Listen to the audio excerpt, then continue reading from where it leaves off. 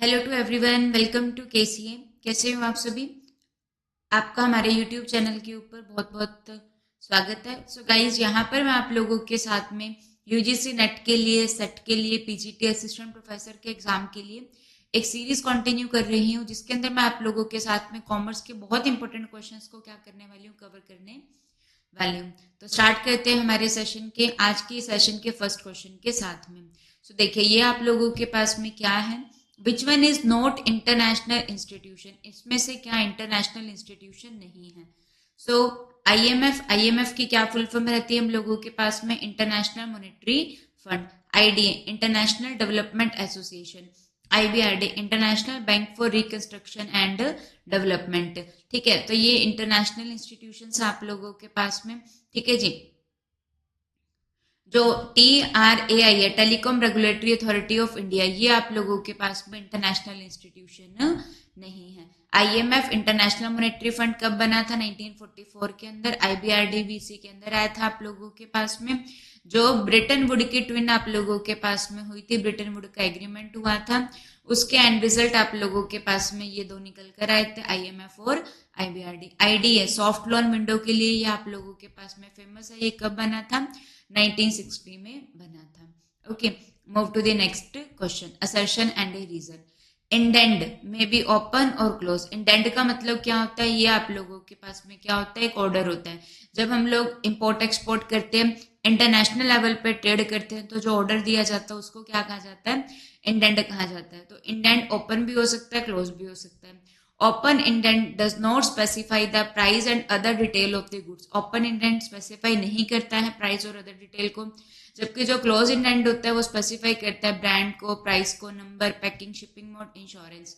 तो ओपन है, ओपन का मतलब कि उसमें कुछ मतलब कि खुला है वो, तो सही है कि उसके अंदर प्राइस को स्पेसिफाई नहीं किया जाता है। और क्लोज के अंदर क्या होगा, प्राइस वगैरह सब कुछ स्पेसिफाई होता है। ठीक है जी, तो ये आप लोगों के पास में ये क्या हो गया, हम लोगों के पास में करेक्ट हो गया। तो this is required as a part of export procedure. तो ये दोनों भी आप लोगों का काम आता है। इंडेंट हम लोग इंपोर्ट करते हैं तो भी और एक्सपोर्ट करते हैं तो भी। तो सी ऑप्शन आपका करेक्ट हो जाएगा। जब इंटरनेशनल लेवल के ऊपर गुड्स को जब एक कंट्री से, अगर इंडिया क्या करता है, फॉरेन कंट्री में सेल करता है, तो उसको क्या कहा जाता है? एक्सपोर्ट। अगर हम फॉरेन कंट्री से क्या करते हैं, परचेज करते हैं, तो उसको क्या कहा जाता है? इम्पोर्ट। और एक आप लोगों के पास में क्या होता है, एंट्रीपोर्ट ट्रेड होता है, जिसमें क्या किया जाता है कि हमने एक कंट्री से सामान मंगवाया और दूसरी कंट्री में उसको बेच दिया। क्लियर हो गया? तो वो क्या होता है? एंट्रीपोर्ट ट्रेड होता है। Move to the next question, which one of the following is not true. So देखिए, यहाँ पे क्या ट्रू नहीं है। सो फर्स्ट क्या लिखा हुआ है? Institutional infrastructure. अगर अच्छा इंस्टीट्यूशनल है, इंफ्रास्ट्रक्चर है, तो वो मार्केट इंटेलिजेंस को फैसिलिटेट करता है, तो ये क्या है? सही है। STC, ये आप लोगों के पास में क्या रहती है? जो STC होता है, ये क्या होता है? स्टेट ट्रेडिंग कॉर्पोरेशन आप लोगों के पास में रहती है। ठीक है। और एक आप लोग के पास में नाम आएगा ITPO, that stand for India trade promotion organisation. तो STC, state trade corporation, is the chief canalising agent for export and import of agriculture product, तो ये भी करेक्ट हो जाएगा। ITPO जो होता है वो ऑर्गेनाइज करता है किसको? ट्रेड फेयर को एंड एग्जीबिशन को, इंटरनेशनल। ये आप लोगों के पास में क्या था? ITPO, India international, sorry, India trade promotion organization. ITPO क्या होता है? इंडिया ट्रेड प्रमोशन ऑर्गेनाइजेशन आप लोगों के पास में रहता है। क्लियर हो गया? Letter of credit does not indicate that the bank will pay the volume of import to the export. ये वाली बात जो है वो गलत है, क्योंकि लेटर ऑफ क्रेडिट जो ये काम करता है, लेटर ऑफ क्रेडिट के अंदर एक तरीके से गारंटी दी जाती है कि अगर जो पैसा है वो अगर उस पर्सन ने ना पे किया, तो वो कौन पे करेगा? वो जो दूसरी बैंक होगा वो क्या कर देगा? पे कर देगा। क्लियर हो गया? सो ये कि बैंक जो होगा वो क्या करेगा? Will the pay of import. अगर हम लोग किसी कंट्री से सामान मंगवाते हैं तो हम लोग को उसको पैसा देना है, तो जो लेटर ऑफ क्रेडिट होगा वो गारंटी देगा हमारे बिहाफ पे कि अगर इस पर्सन ने पैसा नहीं दिया, इस कंट्री ने पैसा नहीं दिया, इस इंस्टीट्यूशन ने पैसा नहीं दिया, तो पैसा कौन देगा? बैंक देगा। तो यहाँ पे नोट नहीं आना था, इसीलिए नोट ट्रू है, तो ऑप्शन नंबर डी इसका आंसर हो जाएगा।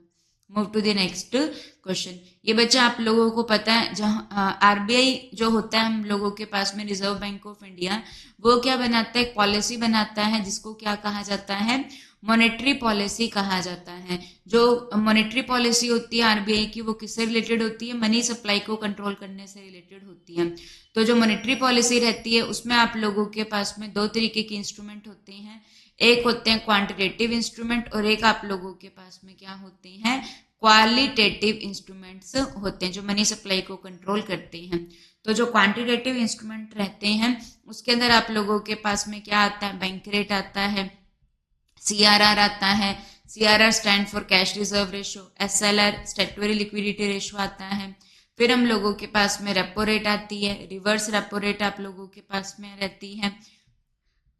एक हम लोगों के पास में ओपन मार्केट ऑपरेशंस होते हैं। तो ये क्वांटिटेटिव इंस्ट्रूमेंट होते हैं। और जो क्वालिटेटिव इंस्ट्रूमेंट होते हैं ये क्या होते हैं, सेलेक्टिव टाइप के होते हैं। ये सबको इम्पैक्ट नहीं डालते, सेलेक्टिव टाइप के होते हैं। इसमें आप लोगों के पास में क्या आता है, कोटा रशनिंग आती है। फिर हम लोगों के पास में क्या रहता है, मार्जिन रिक्वायरमेंट आता है, ठीक है जी। और आप लोगों के पास में कोटा रशनिंग होगी, कोटा रिक्वायरमेंट मार्जिन। एक आप लोगों के पास में क्या आता है, डायरेक्ट एक्शन, मॉरल सेशन आता है, ठीक है। ये आरबीआई अपनाता है, जो बैंक होते हैं उनके, जो कमर्शियल बैंक होते हैं उनके against direct action, moral session, ठीक है जी। तो यहाँ पे हम लोगों के पास में ये सिलेक्टिव टाइप के होते हैं। तो इसी टाइप का ही क्वेश्चन पूछा गया है। तो जो सेलेक्टिव क्रेडिट कंट्रोल रहेगा तो उसमें आप लोगों के पास में क्या आ जाएगा, तो नाम से क्लियर है, margin requirement, variations in margin जो रहेगा ये आप लोगों के पास में सेलेक्टिव क्रेडिट कंट्रोल का टाइप है। तो यहीं से आपका आंसर क्या होगा, बी होगा। मार्जिन रिक्वायरमेंट क्या होता है, this is the difference of the loan taken and the value of the security we have provided to bank। For example हमने जो बैंक को है वो 1 लाख की सिक्योरिटी प्रोवाइड कर रखी है और बैंक हमें जो लोन देता है वो कितने का देता है, 80,000 का लोन देता है। तो जो 20,000 का डिफरेंस है वो मार्जिन रिक्वायरमेंट में आता है। तो ये सिलेक्टिव क्रेडिट कंट्रोल में आता है। Encourage the credit for desirable use, तो ये कंज्यूमर क्रेडिट रेगुलेशंस में आ जाएगा। क्वांटिटेटिव क्रेडिट कंट्रोल में बैंक रेट, सीआरआर, एसएलआर ये सब आते हैं। तो ये क्या आ जाएगा, कैश रिजर्व रेशो। सीआरआर किसके पास में मेंटेन किया जाता है, आरबीआई के पास में। कमर्शियल बैंक को अपने डिपॉजिट का कुछ पार्ट आरबीआई के पास मेंटेन करना पड़ता है, जो क्या कहलाता है, सीआरआर कहलाता है। Bank rate rediscounting rate होती है। तो ऑप्शन नंबर बी इसका आंसर हो जाएगा। Move to the next question. Use of paper money, अगर हम लोग पेपर मनी को यूज करते हैं तो उसको रिप्लेस कर दिया गया आजकल प्लास्टिक मनी से। जो प्लास्टिक मनी हम लोग देखते हैं, कार्ड वगैरह होते हैं, है ना, डेबिट कार्ड है, क्रेडिट कार्ड है, इनको हम लोग देख रहे हैं ना, तो इसको उससे रिप्लेस कर दिया गया है। तो ये आप लोगों के पास में क्या हो जाएगा, करेक्ट हो जाएगा। The future will see the electronic money clearance through satellite networking, satellite से भी होने लगेगा, तो ये करेक्ट है। आरबीआई इनकरेज करता है banking, so both the statement are the true statement. ये बैंकिंग की फॉर्म में ये आप लोग के पास में आरटीजीएस है, real time growth settlement, national electronic fund transfer, एक IMPS immediate payment service method होता है। सो ये इसमें ही आते हैं। Next question, which one is not finance company, इसमें से क्या फाइनेंस कंपनी नहीं है। तो हायर परचेज फाइनेंस कंपनी आप लोगों के पास में होती है, जो क्या करती है, हायर परचेज को का बिजनेस करती है। हायर परचेज में क्या होता है कि जो हम गुड्स होते हैं उसको इंस्टॉलमेंट्स में उसकी पेमेंट करते रहते हैं और जैसे लास्ट इंस्टॉलमेंट पे कर देते हैं तो हम लोग उस गुड्स के या उस एसेट के ओनर बन जाते हैं। जो आईआरडीए है ये फाइनेंस कंपनी नहीं है, ये एक रेगुलेटरी बॉडी है। It stands for insurance regulatory and development authority. इसकी क्या फुल फॉर्म रहती है हम लोगों के पास में, insurance regulatory and development authority हम लोगों के पास में रहता है आईआरडीए। ये कब बना था, 1999 में बना था, ठीक है जी। म्यूचुअल बेनिफिट फाइनेंस कंपनी एक फाइनेंस कंपनी है, लोन कंपनी एक फाइनेंस कंपनी है, बट जो आईआरडीए ये फाइनेंस कंपनी नहीं है। Move to the next question. The IRDA insurance regulatory and development authority of India, ये एक ऑटोनोमस एंड स्टैट्यूटरी बॉडी है under the jurisdiction of ministry of finance, government of India में ये work करती है। इसका जो वर्क है वो क्या है, insurance and reinsurance industries को रेगुलेट करना। कब बनी थी, 1999 में बनी थी। Move to the next question. The securities and exchange board of India was not interested with the function of, so SEBI जो है ये आप लोगों के पास में कब बनी थी, सेबी जो बनी थी वो तो बनी तो कब थी, ये 1988 के अंदर बनी थी और जो इसका एक्ट आया था वो कब आया था? 1992 में क्या आया था? सेबी का एक्ट आया था। ये क्या करता है? जो सेबी होता है ये कैपिटल मार्केट को क्या करता है? रेगुलेट करता है। कैपिटल मार्केट वो मार्केट जहां पे लॉन्ग टर्म सिक्योरिटीज की ट्रेडिंग होती है, ठीक है। तो जो सेबी है उसका क्या काम नहीं है? तो सेबी इन्वेस्टर की प्रोटेक्शन करता है, ये करेक्ट हो जाएगा। फेयर प्रैक्टिस को इंश्योर करता है, ये भी करेक्ट हो जाएगा। ये क्या करता है? प्रमोशन करता है एफिशिएंट सर्विस बाय ब्रोकर। आपको पता है कोई भी सिक्योरिटीज को परचेज सेल किया जाता है तो ब्रोकर की हेल्प से किया जाता है, तो उनके सर्विसेज को प्रमोट करता है। Improving the earning of equity share holder, ये जो है ये सेबी का वर्क नहीं है, ठीक है जी। ये सेबी का वर्क ये नहीं है। इन्वेस्टर को प्रोटेक्ट करना है, फेयर प्रोटेक्शन इंश्योर करना है, एफिशिएंट सर्विस प्रोवाइड करवाना है, ठीक है। ये आप लोगों के पास में हो जाएगा। Move to the next question, which one is not non marketable security. अब नोट से नॉन कट कर दो तो क्या आ जाएगा?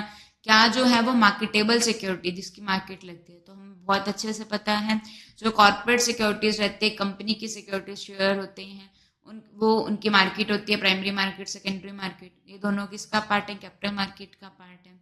ये क्या होती है? मार्केटेबल सिक्योरिटीज रहती हैं, ठीक है जी। ये आप लोग के पास में इनकम टैक्स के क्वेश्चन है, इसको हम लोग अपने नेक्स्ट पार्ट में कवर करेंगे। Thank you to everyone. अगर आपको वीडियोस अच्छी लग रही हैं तो आप हमारे चैनल को जरूर से जरूर शेयर कीजिए अपने फ्रेंड्स के साथ में। Thank you to everyone.